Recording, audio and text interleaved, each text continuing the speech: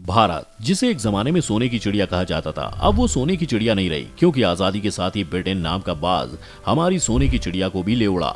लेकिन अब मोदी जी वापस देश को सोने की चिड़िया भले ना बना पाए, लेकिन हमारे देश को सोने से लादने जरूर वाले हैं। अब आप सोच रहे होंगे कि आखिर हम कहना क्या चाहते हैं, तो बता दें कि भारत सरकार यूएई से 2 लाख किलो सोना खरीदने वाली है।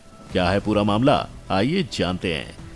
जैसा कि हमने आपको बताया कि भारत 200 टन यानी कि लगभग 2 लाख किलो सोना यूएई से इंपोर्ट करने वाला है, और ये सारा काम यूएई पोर्ट से सीधे गुजरात के पोर्ट तक होगा। गुजरात की गिफ्ट सिटी, जो कि फिलहाल अंडर कंस्ट्रक्शन है, उसे नॉमिनेट किया गया है इस 2 लाख किलो के गोल्ड को यूएई से इंपोर्ट करने के लिए। लेकिन ये सब क्यों, यानी इंडिया इतनी ज्यादा क्वांटिटी में गोल्ड क्यों मंगवा रहा है? क्या मोदी जी स्वर्ण दान करने वाले हैं?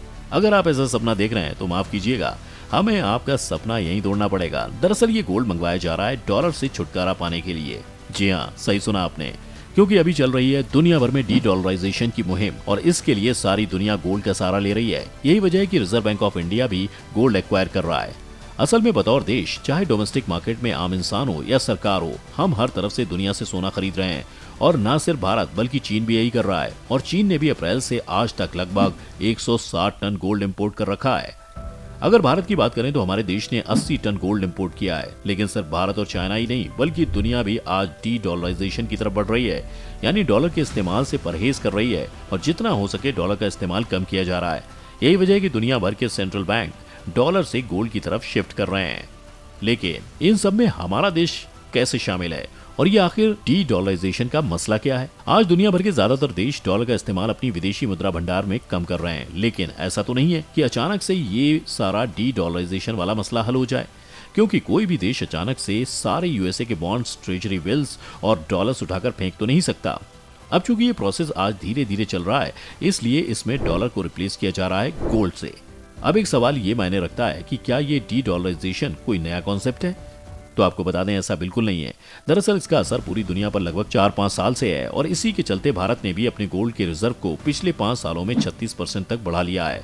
और अगर यही भारत का विदेशी मुद्रा भंडार देखें तो ये अभी लगभग 530 बिलियन के आसपास है। अब इस विदेशी मुद्रा भंडार में ज्यादातर तो फॉरेन करेंसी है, लेकिन भारत इसमें लगातार अपने गोल्ड रिजर्व बढ़ाता जा रहा है। बता दें कि हमारा विदेशी मुद्रा भंडार मेनली गोल्ड और फॉरेन करेंसी से मिलकर बनता है। अभी अगर भारत के विदेशी मुद्रा भंडार की बात करें तो उसका 7 से लेकर 8% आपको गोल्ड मिलेगा। खैर, फिलहाल के लिए ये कोई बड़ी अचीवमेंट नहीं है, लेकिन आगे जाकर हमारे जो फॉरेन एक्सचेंज रिजर्व हैं, उनमें गोल्ड 10 से 12% तक हो जाएगा। और अगर यही हम विदेशी मुद्रा भंडार में मौजूद फॉरेन करेंसी की बात करें तो बजाय डॉलर के भारत सरकार यूरोज इकट्ठा करने पर फोकस कर रही है।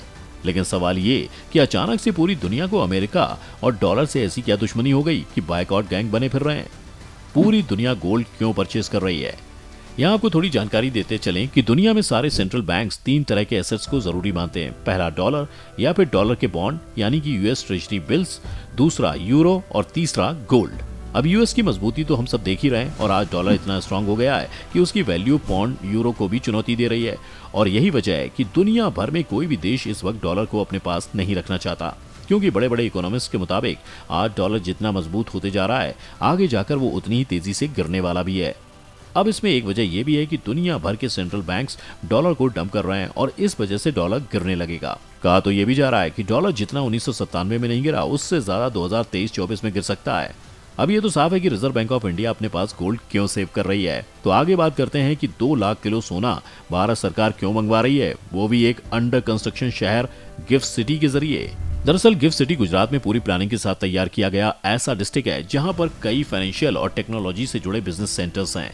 सरकार ने गिफ्ट सिटी को सिंगापुर, दुबई और हांगकांग जैसे फाइनेंशियल हब के मुकाबले खड़ा किया है। इसके साथ ही GIFT IFSC में भारत का पहला इंटरनेशनल बुलियन एक्सचेंज होगा। इस एक्सचेंज को भारत में सोने के इंपोर्ट का बड़ा एंट्री गेट माना जा रहा है। कहा जा रहा है कि अब देश में जो भी सोना आएगा वो इसी एक्सचेंज के जरिए आएगा। इसके साथ ही यहाँ पर तय कीमतें सोने का भाव तय करेंगी, जो इंटरनेशनल स्टैंडर्ड्स के मुताबिक होगा। यहाँ आपको बता दें कि गिफ्ट सिटी बहुत जल्द भारत का मेन इंपोर्ट पॉइंट बन सकता है, और यही वजह है कि इसकी शुरुआत गोल्ड से की जा रही है।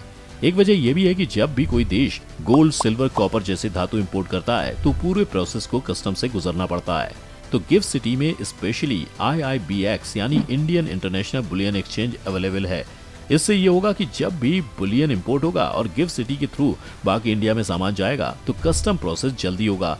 इसके साथ ही गिफ्ट सिटी में गोल्ड और सिल्वर सस्ता मिलेगा। जैसा कि हमने आपको बताया कि सभी देश डॉलर से गोल्ड की तरफ शिफ्ट हो रहे हैं, तो आइए जानते हैं कि किस देश के सेंट्रल बैंक के पास कितना सोना है। अगर गोल्ड की होल्डिंग की बात करें तो इसमें सबसे पहले नंबर पर यूएस ही आता है, लेकिन शायद आम आदमी के पास रखा सोना भी गिना जाए तो इंडिया पहले नंबर पर होगा। खैर, इस लिस्ट में यूएस के नीचे बाकी 9 देश Germany, Italy, France, Russia, China, Switzerland, Japan और आखिर के 2 देशों में इंडिया और नीदरलैंड्स हैं।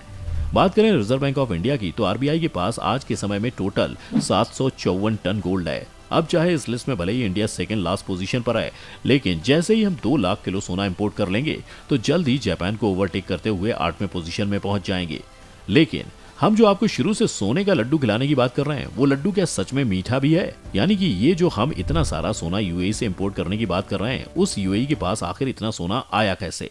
क्योंकि उनके पास फिलहाल तो सिर्फ तेल के कुएं हैं, तो ये सोना यूएई आखिर ला कहां से रहा है? दरअसल यूएई के पास सोना है ही नहीं। जी हाँ, सही सुना आपने, बल्कि वो खुद दूसरे देशों से गोल्ड इंपोर्ट करता है। लेकिन ये इंपोर्ट भारत डायरेक्ट उनसे खुद क्यों नहीं कर सकता? तो आपको बता दें कि साल 2006 में यूएई ने अफ्रीका के उन कंट्रीज जिनमें गोल्ड माइनिंग होती है, उनसे इनके गोल्ड को इंपोर्ट करने को लेकर एग्रीमेंट किया था। यहाँ बताते चलें कि अफ्रीका में गोल्ड माइनिंग के मामले में सबसे ज्यादा बेहतरीन कंट्रीज हैं सूडान, इजिप्ट, लीबिया, माली, नाइजीरिया, घाना, तंजानिया, युगांडा, क्योंकि यहाँ पर बहुत ज्यादा मात्रा में गोल्ड है। और इन देशों में जो सोने की खदानें हैं, वहाँ वहीं रहने वाले लोकल्स ही काम करते हैं, जिससे खदान में खुदाई का काम काफी सस्ते में हो जाता है। लेकिन वहाँ के मजदूरों की दशा बहुत खराब है। इसके साथ ही इन देशों में करप्शन और माफिया भी है, जिसकी वजह से यहाँ समय समय पर यूएन अपनी पीस कीपिंग फोर्सेस भेजता रहता है। और भले ही यहाँ बहुत सारे गोल्ड के खदान है, लेकिन इन माफिया और घूसखोरों की वजह से वहाँ का आम आदमी आज भी गरीब है। अब यूएई यहीं से निकलने वाले कच्चे माल को इंपोर्ट करता है और अपने कंट्री में आकर सोने को शुद्ध रूप में लाता है। इससे यूएई को साफ तौर पर फायदा होता है। अब यही क्योंकि इन देशों की एग्रीमेंट यूएई से है, इसलिए भारत सीधे तौर पर इन देशों से गोल्ड इंपोर्ट नहीं कर सकता। तो फिलहाल भारत मोटे तौर पर यूएई से ही ट्रेडिंग करने वाला है और आगे भी इंडिया यूएई से ही गोल्ड परचेज करता ही रहेगा। अब कहा यह भी जा रहा है कि 2 लाख किलो का ये गोल्ड इंपोर्ट तो बस शुरुआत है, आगे इससे भी ज्यादा गोल्ड इंडिया यूएई से इंपोर्ट कर सकता है। और सबसे ज्यादा भारतीयों के लिए खुशी की बात यह है कि जो गोल्ड यूएई से इंपोर्ट किया जाएगा वो डिस्काउंटेड रेट पर भारत में उपलब्ध कराया जाएगा, वो भी डोमेस्टिक कंजम्पशन के लिए। जी हाँ, सही सुना आपने, भारत में ये सोना डोमेस्टिक कंजम्पशन के लिए ही मंगवाया जा रहा है और ये सोना भारत का ज्वेलरी सेक्टर ही परचेज करेगा और इसके गहने बनेंगे। यानी अब तो सोना सस्ता भी होगा और ज्यादा भी होगा। अब इंडियंस के तो मजे हैं।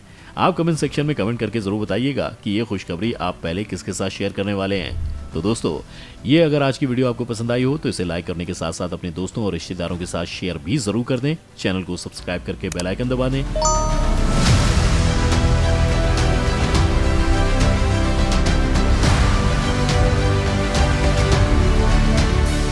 फिलहाल के लिए बस इतना ही।